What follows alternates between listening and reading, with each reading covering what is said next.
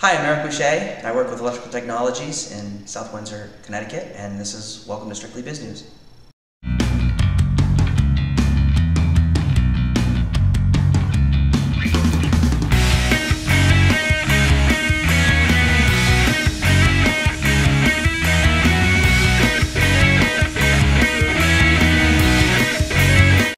Welcome to Strictly Biz News. I'm Alfonso Santinello. That's Corey Betteramo. I want to thank Eric for coming on today. We are shooting at the Creative Strategy / Strictly Biz News office and a spotlight with Laugh for No Reason later on in the episode.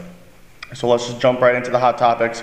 First up, Apple is trying to turn iTunes into a source of unlimited music downloads.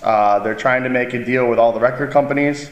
If it goes through, it will allow iTunes users to download music they've purchased and kind of share it with all their Apple products, iPhone, iPad, iPod, whatever is going to come out in the next week, which is good because it doesn't save all your music that you put on one iTunes. You can't transfer them over to the other, so this is a good step for iTunes. When I read it, I thought it was going to be like free music, unlimited. It's like, no. Yes! And then I read the article.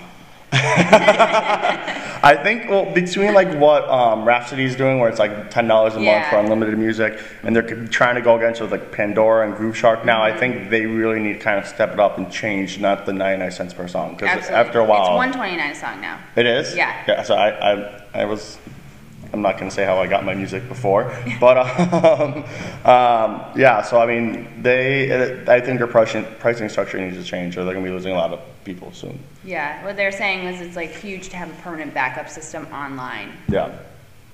And that was great. I lost it. Okay. Don't worry, that happens to me all the time too. Not a big problem. You got it yet? No? Okay. Well, it's self-serving for Apple also because they can't transfer, like you said, you can't transfer the songs from iTunes to iPad to the iTouch or whatever.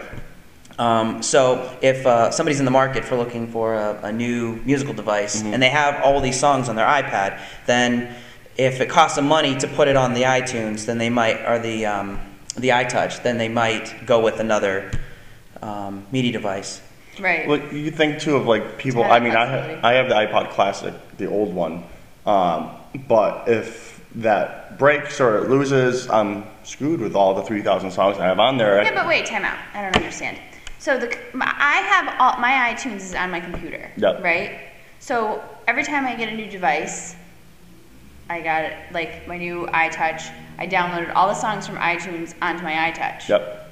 But what you're saying is if I download a song on my iTouch from iTunes, I can't, when I can't transfer it anywhere else. Yeah, so you can kind of combine the two. My phone's going off, just ignore that. You can combine the you can combine them where it's going to be like your account. So it's going to be like open source, or it's just ignore it. So it's going to be open where like if you download from your iPod, it can go directly to the iTunes, no matter which device it's used. So it's kind of be like open sourcing a little bit of, it's your account. You can download anytime from different devices. Okay. Right, but if you lost iTunes on your computer and you lost all those songs, you'd have to buy them all again. Right. Yeah. So this is a lot easier way of kind of keeping your account active. Next up, CBS Interactive acquires Clicker.com. Clicker.com calls themselves the internet version of the TV Guide. The co-founder, Jim Lazzone, named, depending if he's Italian, named... He is now. Was named the new president of CBS Interactive. And CBS Interactive is CBS, but all the online media that they handle, CBS.com, TV.com, now Clicker.com, and a few other sites. So he's the founder, and now he's taking over all, in charge of all the sites. I never used Clicker.com. No, I've never heard of it. Me neither. Me neither. So maybe CBS is going to kind of kick it up a little bit. But all the sites that CBS Interactive actually has under their little umbrella or whatever, I never used. I didn't even know there was a TV.com. No, me either. I mean, CBS, I can't even think of a show that I watch on CBS. I watch just the comedies on CBS, but not on the web at least. It's usually just DVR. Never on the web. Yeah. I think it's a good move for CBS to pick up Clicker. They also bought Netflix, so CBS did? Really? yeah. Oh wow. So they acquire Netflix, they acquire Clicker, and it's like we were talking about this earlier. ABC buying TV Guide. If ABC owned TV Guide, then they could spotlight their own movies, they could spotlight their own shows, and now they have better control over who's going to watch what, rather than paying for advertising. Well, it's the same thing as like Comcast buying NBC. Now that with all their devices or Xfinity or whatever they're calling themselves now, they can highlight more commercials for their shows compared to CBS, ABC, Fox, or anything like that. I wonder, what is Fox going to buy? ABC and CBS, they have all been purchasing big companies, and Fox is just kind of rolling out with just American Idol, like that's it. Next up. Which probably does pretty well for them. Yeah. Next up, they're down to the big tiger-blooded Charlie Sheen gets fired from CBS and gets paid for doing endorsements on Twitter. After this week and last week's TV and radio rants, Chuck Lorre, the executive producer for 2.5 Men, canceled the show, which sucked because I thought it was a funny show. And he was also dropped on Major League 3, which hasn't even started filming yet, which I don't understand why they're doing a third one, but he was getting paid $1.25 million an episode. And the reason why this whole thing went on because he wanted more money. Someone's greedy. Well, that really backfired on him, huh? Yeah. Well, the thing was, this is a company called Adly, ad.ly, and their company focuses on celebrity endorsements on Twitter. So he gets paid through posting pictures of products and whatever, saying that he's going to go buy this. But usually gets paid they're for not it. prostitutes. Yeah. The first, this one on the corner of Rodeo in Maine. I'm going to buy her. the first couple of ads that he had done on Twitter, he wasn't paid for. Yeah. That chocolate milk and naked juice and things like that. It just seems sort of self-generated in that Charlie Sheen goes on this rant, and then right after that he's on Twitter doing promotions. I mean, some of those celebrities get paid $200,000 to $25,000 a promotion, a tweet. Yeah. That's insane. So business will like some of that action.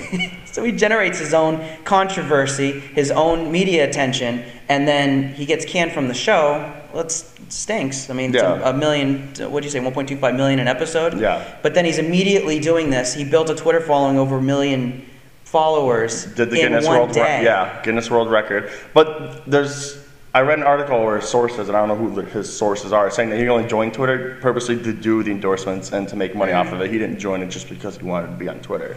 Well, sure. It does all sort of fit into that. Yeah. It's unfortunate that they're canceling the show. I heard that who's the co-character on the show with him? His brother. Yeah. Right? He's like desperate for work now. Like, really? He was in that movie from the 80s. It's called a savings account. Yeah. But, I mean, they should have found a replacement. If they don't want to support what he's doing, why But not find somebody else? It was his show, per se, I guess. Yeah. You know what I mean? But it just sucks. Doesn't have to do with him. It's the people that worked on set that do get the minimum wage, whatever they get paid for producers and assistants and everything like that. And he was just being selfish and wanted more money. And he didn't think about the 30 some odd people that lost their jobs. Right. So. Did you listen to the rant that he had? I listened to a couple of them after the while. It's just kind of like the same thing over and over again. I thought it was going to be like, what's the other actor that just like cursed his wife out on the phone? Oh, what is his name? Oh, Mel Gibson? Yeah, I was like, not one of these again. It was actually pretty funny. Yeah, I saw part of the TV interview, and I saw part of he did a Ustream, his own live video broadcasting called Sheen Corner. And I forgot what he said. It's because if you're not watching don't remember what he said. But yeah, he talked for like an hour just in front of the camera. Just nonsense. I watched for like 10 minutes and then I actually had a life and I went out. But but a lot of people probably tuned into that. But no, you can still watch it. I went back this morning to see if it was still there, so I'm gonna watch it probably after I'm done taping. It has. Probably a crap load. Yeah. All right, next topic. There is a new search engine going against Google, and I think this search engine is really cool. I actually played around with it this morning. It's called Greplin, Greplin. It was created by a 19-year-old from, he lives in San Francisco now, he's from Israel, and he raised $5 million in funding for the site. He developed the idea in 48 hours. Yeah. It's amazing. Crazy. Like, this kid's a genius. And I went through the site a little bit. It's so cool because you can search, like if you want to look through Facebook for a topic, if you want to look through LinkedIn or Twitter, go search through calendars. It's just like you can select which avenue you want to go search for. I think this is cool. I think this is definitely going to be something really to look out for because I think this is an explode. Mm-hmm. He said that he had many ideas for startup businesses, but this was one that he was the target audience for. And I thought that was a really cool comment that he made because a lot of these startup companies, they're not even their own target audience. Yeah. And I think that's where he found his inspiration is because he was really excited about the idea and he knew that it would be successful in his own life so he could apply it to other users. Exactly. Some people that start a company, they want to target certain demographics, but they don't know, they're not that demographic, so they don't know how to reach them or how to appeal to them. I think that this is going to be something definitely to look out for. I mean, I like it. I don't know if I'll use it over Google because I have a lot of my stuff is through Google, but I'll definitely go on there definitely from time to time just to play with it. Mm-hmm. All right, that's it. Eric, thank you. And we'll be right back for Laugh for No Reason. Cambridge Credit Counseling is a nonprofit credit and housing counseling agency located right here in Western Massachusetts. Our certified counselors can help you plan to pay off your credit card debt, explore your foreclosure options, and help you understand if a reverse mortgage is right for you. Call us at 1-800-CAMBRIDGE to learn how we can help.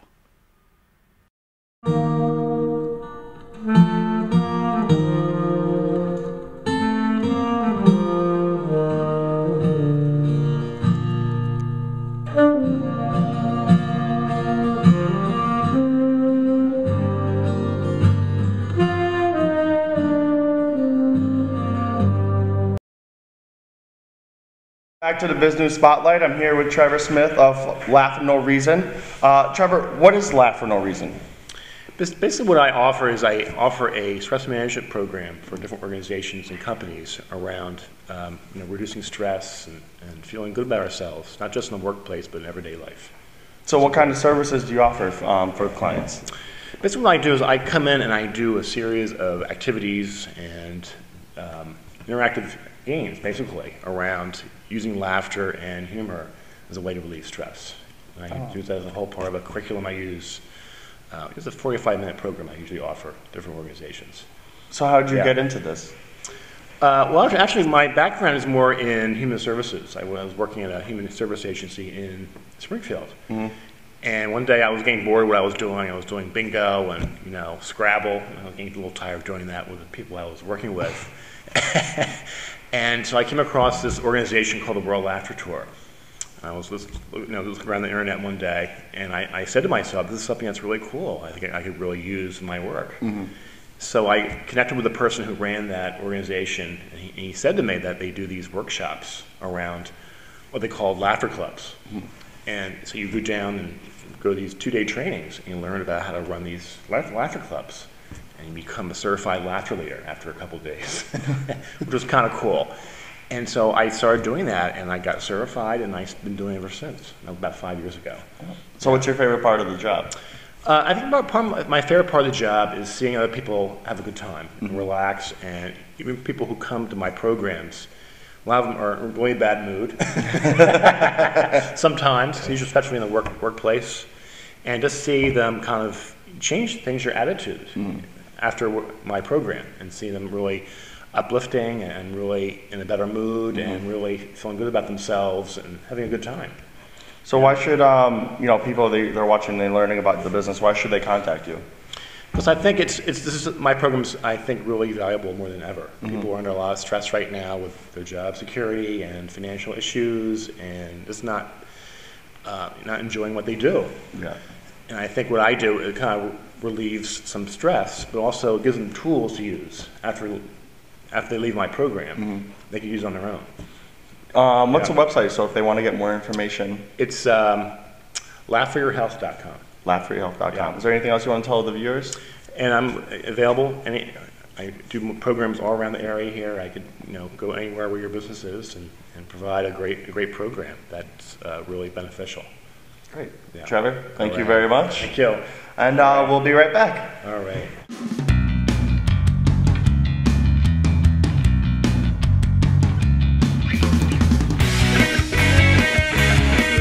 So Alan went running yesterday. Yeah, I ate a lot. Perfect. So yeah. we're training for the race. We're hoping you are too. I think we're gonna do it where trainer and non-trainer, and we'll see how each one does. And then. Well, I'm not really. 2 weeks in is not really considered training. Well, no weeks in. I want to thank Eric and Trevor for coming on today. We had a great episode. Corey, thank you again for stopping by. Thanks guys for watching, and we'll see you guys next time.